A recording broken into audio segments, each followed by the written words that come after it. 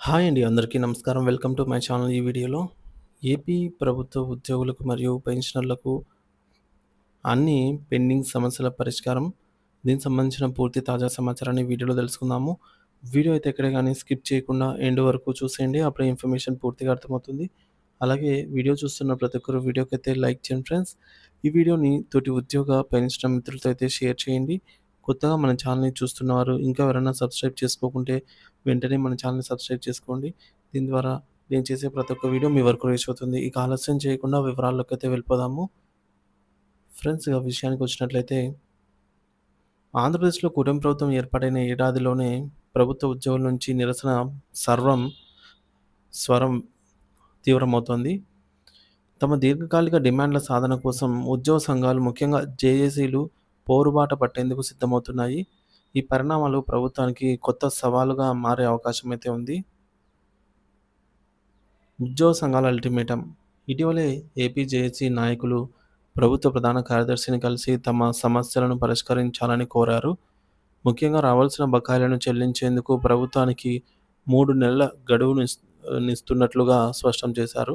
ఒకవేళ ఈ గడువులోగా తమ డిమాండ్లు నెరవేరకపోతే సమిష్టిగా పోరుబాట పడతామని హెచ్చరించారు.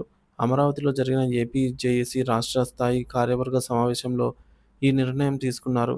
ఒక్కో ఉద్యోగికి 3,00,000 నుంచి 5,00,000 వరకు, రిటైర్ ఉద్యోగులకు 15,00,000 నుంచి 20,00,000 వరకు బకాయిలు రావాల్సి ఉందని జేఏసీ నేతలు వివరించారు. విద్యుత్ ఉద్యోగుల నిరసన. మరోవైపు ఏపీ జేఏసీ బాటలోనే విద్యుత్ ఉద్యోగుల జేఏసీ కూడా నిరసనకు పిలుపునిచ్చింది. సెప్టెంబర్ 15వ తేదీ నుంచి నిరసన కార్యక్రమాలు చేపట్టనున్నట్లుగా ట్రాన్స్‌కో, జెన్‌కో ఉన్నతాధికారులు నోటీసులు అందజేశారు. గత ప్రభుత్వం తమ సమస్యలను పరిష్కరించలేదని, కూటమి ప్రభుత్వం అధికారంలోకి వచ్చాకైనా న్యాయం జరుగుతుందని ఆశించామని విద్యుత్ ఉద్యోగుల జేఏసీ చైర్మన్ కృష్ణయ్య ఆవేదన వ్యక్తం చేశారు. ప్రస్తుతం ప్రభుత్వం కనీసం స్పందించడం లేదని, కారుణ్య నియామకాలపై ఇప్పటివరకు చర్యలు తీసుకోలేదని ఆయన పేర్కొన్నారు. ఎనర్జీ సెక్రటరీ సీపీఎస్‌లను కలిసినా హామీలు అమలు కాలేదని తెలిపారు.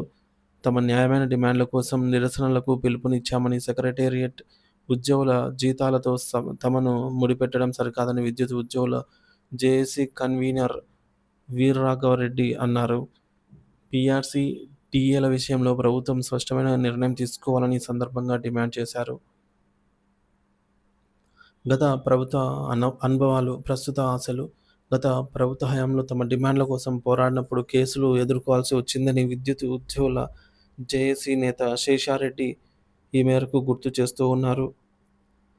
త్యాగాలు చేసి చంద్రబాబును గెలిపిస్తే తమకు న్యాయం జరగడం లేదని ఆవేదన వ్యక్తం చేశారు.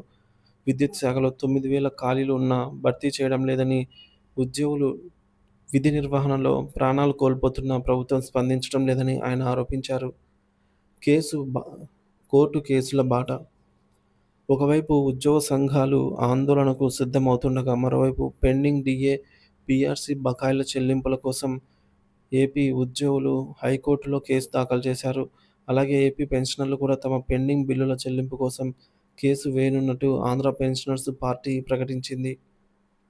జేఏసీలుగా ఉద్యోగ సంఘాలు ఐక్యంగా ముందుకు వస్తున్న ఈ తరుణంలో ప్రభుత్వం ఈ 3 నెలల గడువులోగా ఉద్యోగుల పెండింగ్ బకాయిలను చెల్లించి వారి సమస్యలను పరిష్కరిస్తుందా అనే ఆసక్తికరంగా అంశం మారిందన్నమాట. ఉద్యోగుల ఆందోళనలు, కోర్టు కేసులు ప్రభుత్వానికి పెద్ద సవాలుగా అయితే మారనున్నాయి.